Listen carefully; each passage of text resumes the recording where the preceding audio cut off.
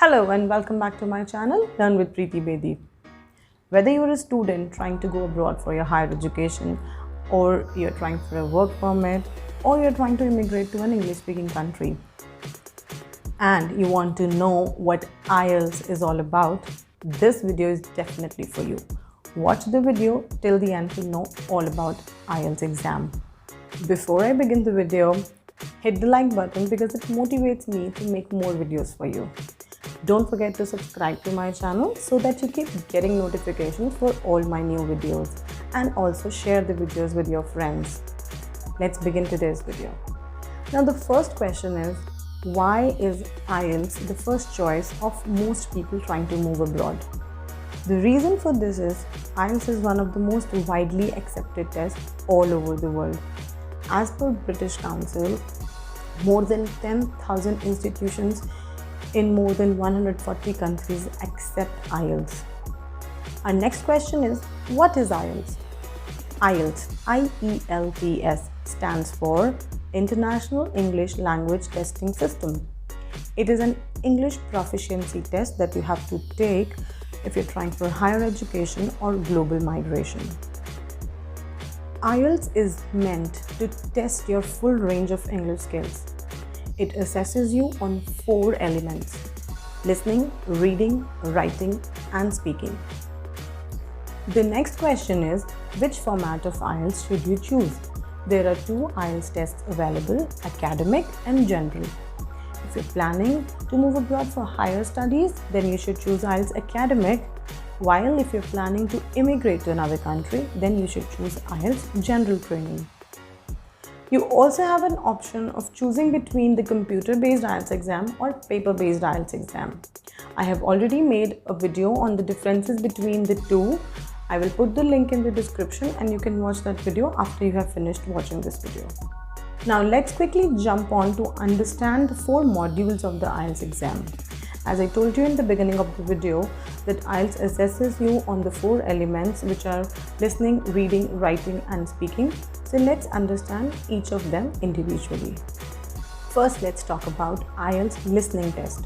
IELTS listening test is same for both IELTS academic and IELTS general training. It takes approximately 30 minutes. You will be listening to 4 recordings of native English speakers and you have to answer 40 questions. Each question carries 1 mark. At the end, you are allowed extra 10 minutes to transfer your answers to the answer sheet. The next module is IELTS reading. The total time for IELTS reading test is 60 minutes.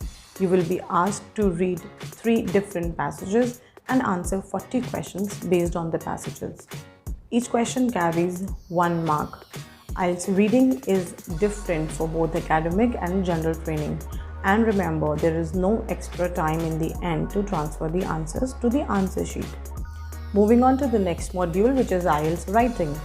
For both IELTS academic and general training exam, the total time is 60 minutes and there are 2 tasks, task 1 and task 2.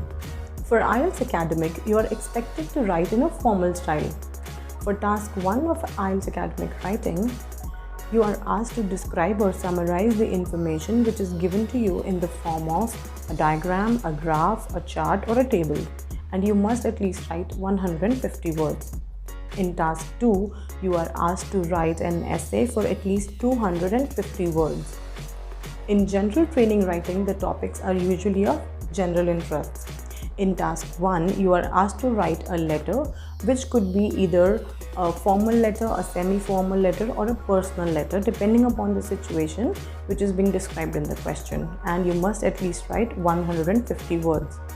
In task 2, here also you are asked to write an essay and you must at least write 250 words. Remember, for both IELTS academic writing and general training writing, task 2 is worth twice as much as task 1. Usually they say that you should spend about 20 minutes on task 1 and rest of the 40 minutes on task 2. The 4th module of IELTS exam is IELTS speaking. IELTS speaking is same for both academic and general training. You are expected to speak fluently and naturally, and you must focus on your grammar and your pronunciation. IELTS speaking usually lasts for 11 to 14 minutes and it is divided into 3 parts. In part 1, examiners usually ask general questions regarding your home, your family, your studies, your interests, etc. Make sure that you do not give any one-word answer and you must answer in a complete sentence. Part 2 of the speaking test is known as cue card round. You are given a topic with a few prompts and you're given a few seconds to prepare on that topic. The examiner will give you a paper and a pencil to write down any notes when you're preparing to speak on the topic, and then you have to speak on that topic for 1 to 2 minutes. In part 3, examiners asks you further questions related to the topic in the part 2. IELTS listening, reading and writing exams happen on the same day, while IELTS speaking exam happens on a different date, which is usually either 7 days prior to the exam or 7 days after the exam. I'm sure that you must have got an overview about the IELTS exam, but we still have more questions to answer. And before that, if you have any questions in your mind, you can just leave them in the comments and I will definitely answer your questions. Well, our next question is how to book an IELTS exam. Well, booking of an IELTS exam is super easy. You can just go to the website of British Council or IBP and there you have the option of booking the IELTS exam online.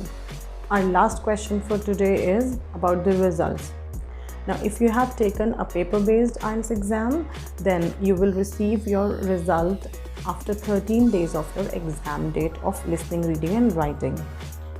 And if you have taken a computer-delivered exam, you will get your result within the next 5 to 7 days of your IELTS exam.